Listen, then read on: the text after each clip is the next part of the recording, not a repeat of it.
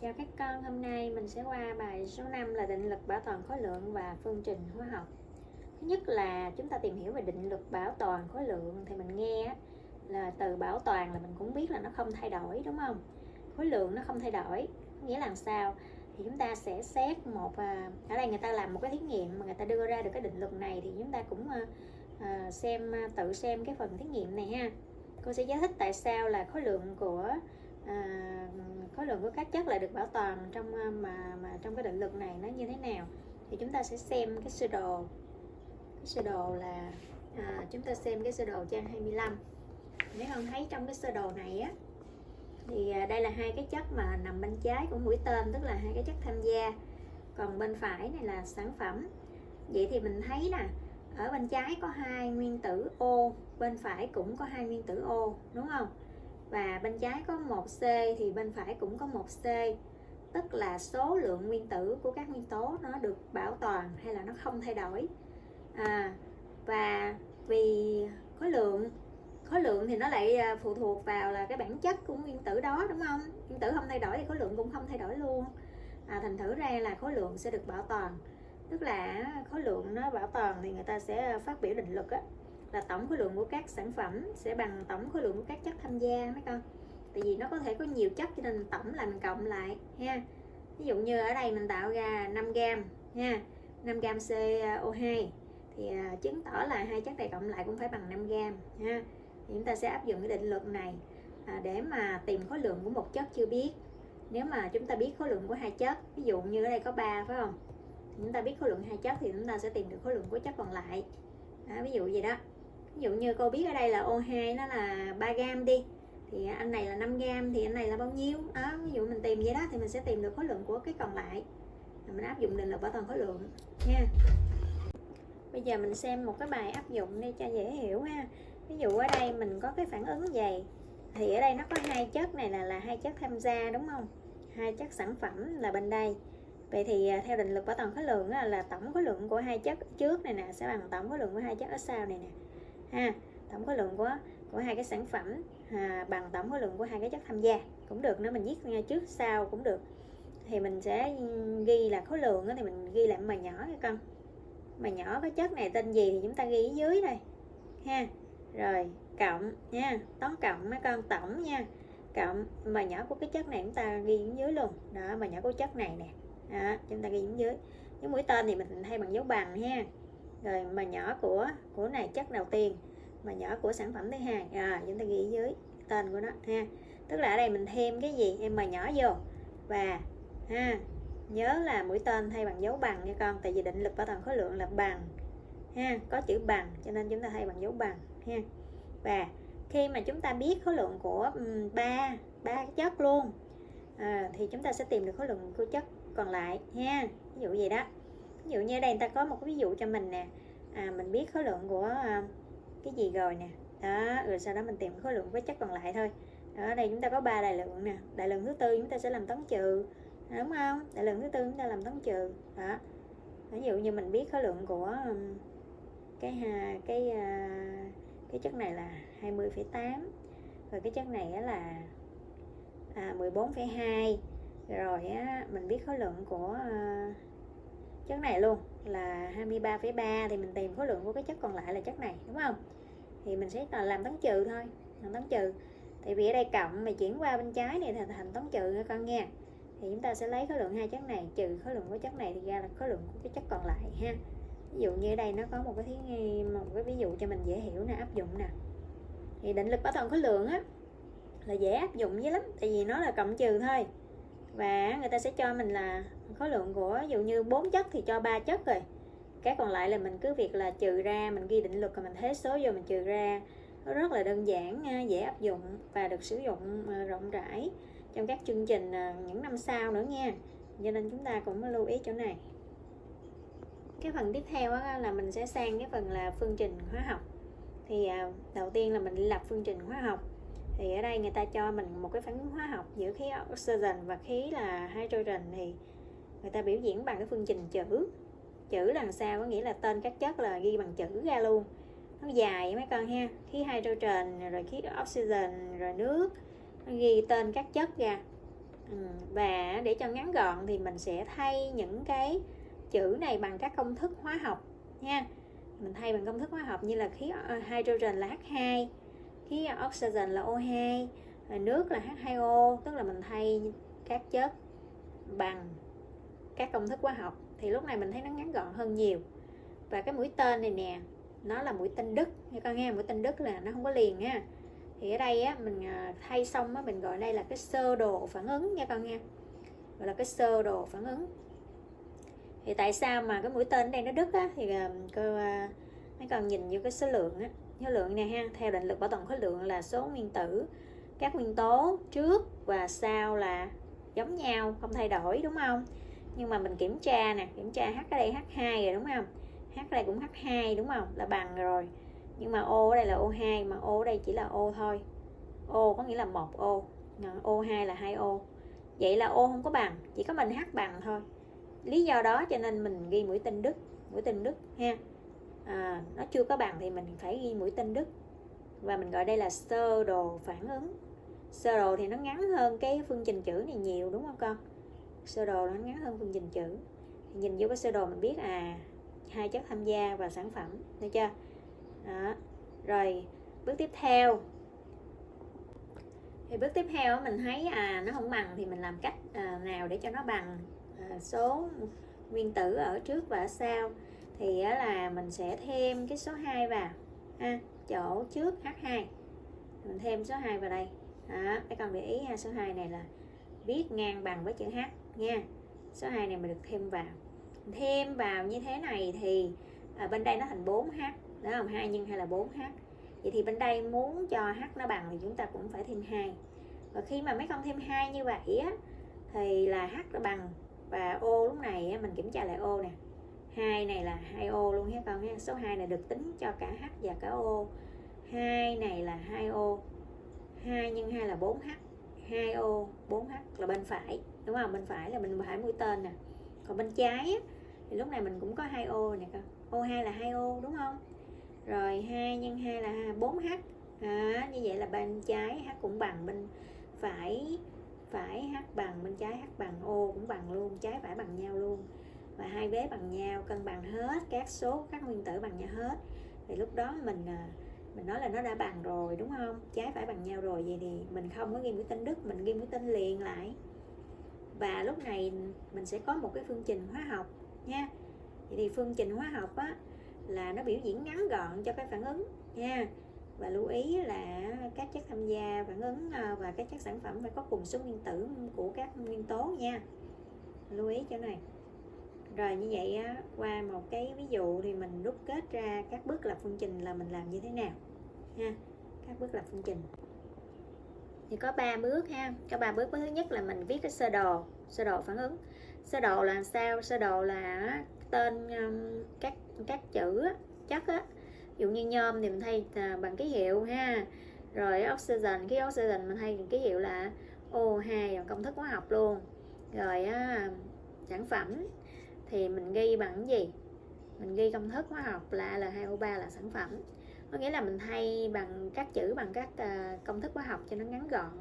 Và lưu ý nếu như mà lúc này là mình chưa có cân bằng á, tức là hai vế nó chưa bằng nhau nè.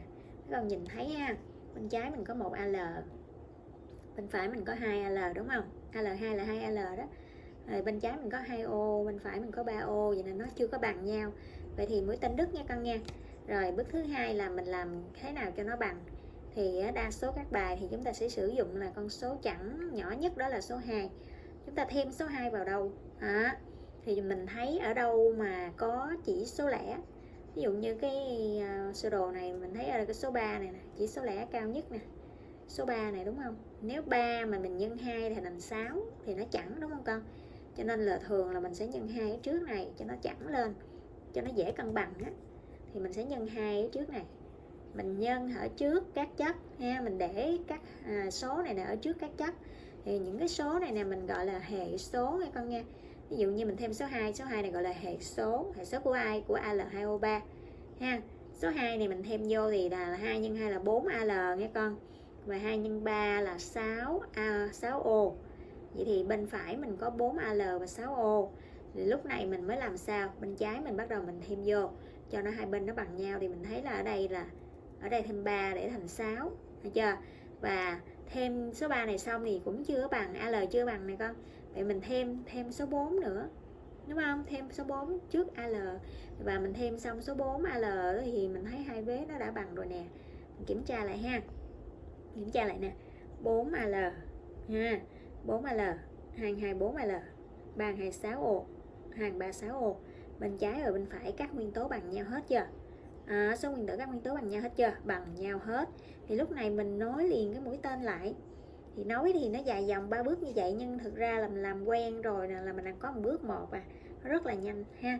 Làm thành cái kỹ năng thì đây là một cái kỹ năng quan trọng để sau này mình còn làm bài tập tính toán, tính theo phương trình nữa, cho nên là mình phải rèn cho nhiều vô ha. Và cuối cùng là mình có bài D. Bài D con thấy nè, Ca bằng chưa? CO3 thì ở đây nó ra là CO2 ha. Vậy thì CO3 nó đã thay đổi rồi thì chúng ta đếm C đây bằng nè. Rồi O3 thì ở đây chúng ta thấy ở sau mình có 2 với lại 1 là 3O.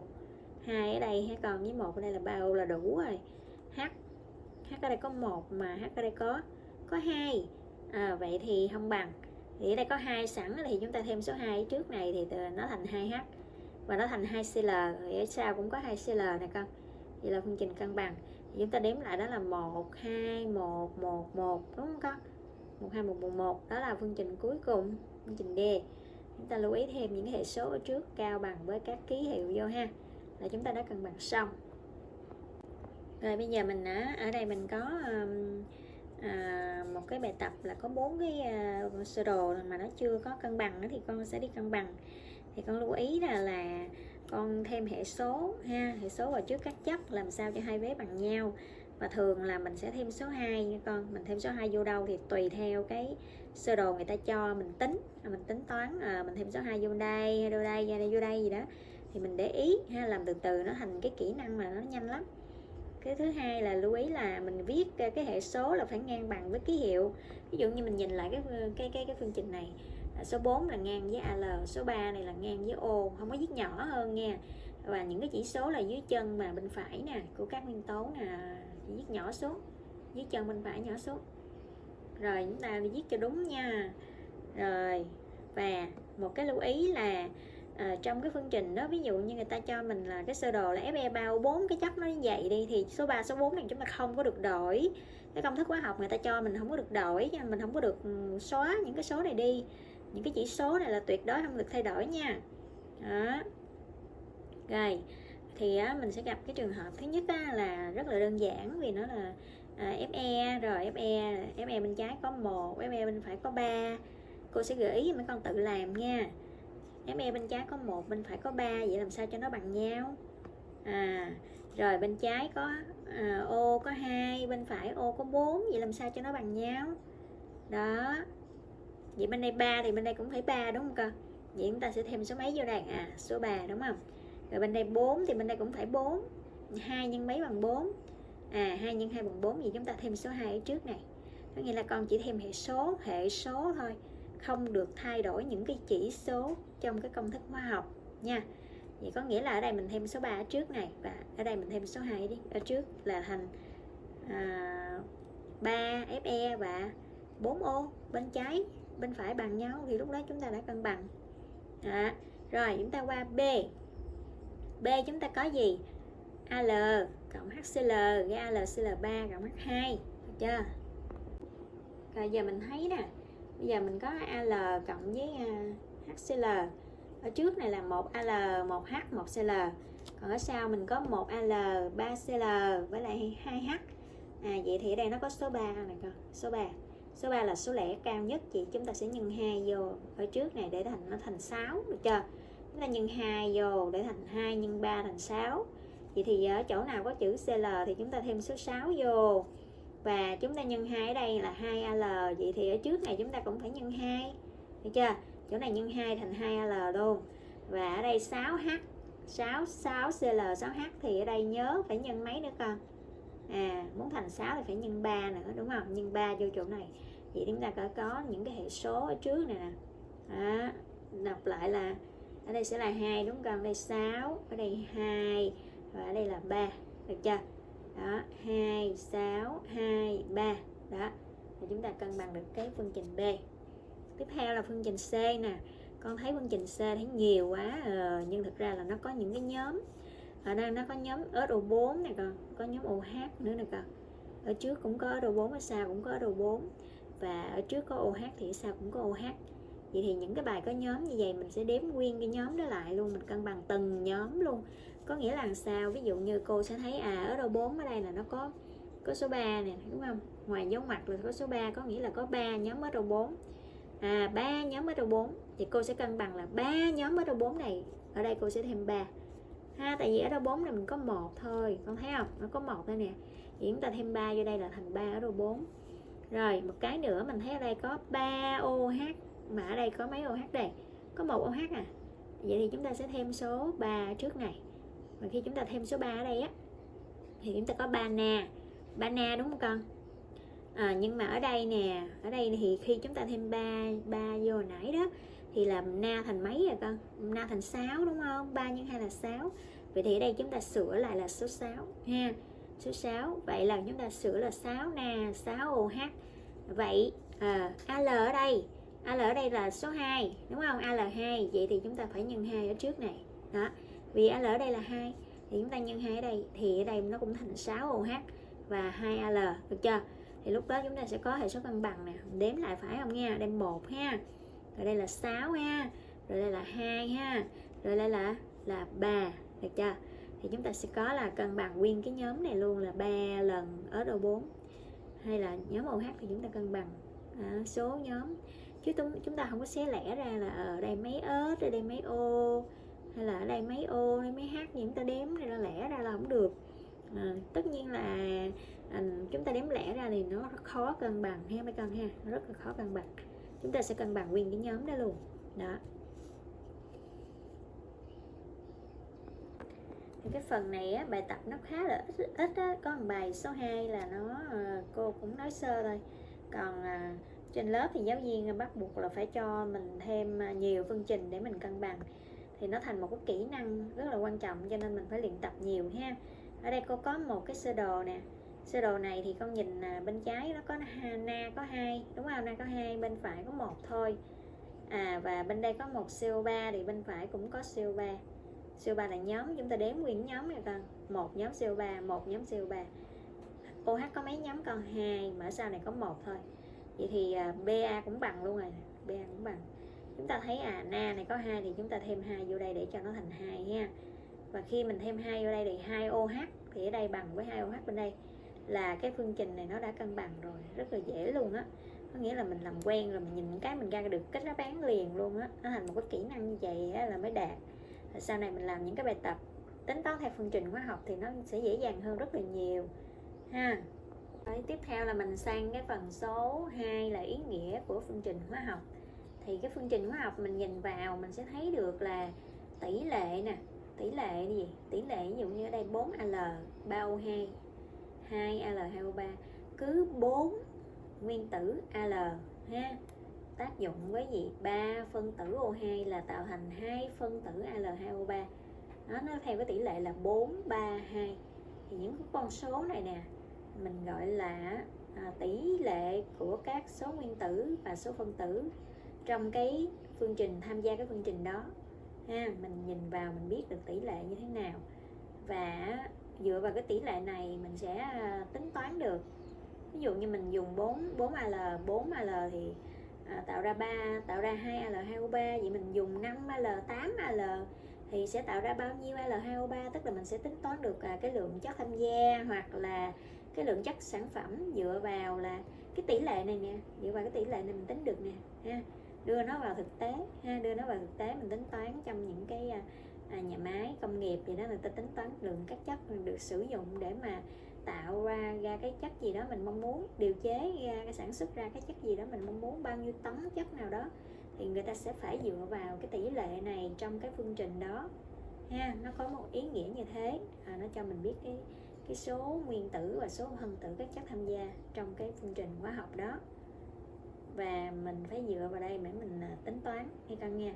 Cái phần sau đó mình sẽ dựa vào cái phương trình để mình tính toán khối lượng hoặc là thể tích của các chất tham gia trong cái phương trình hóa học đó, được chưa? Rồi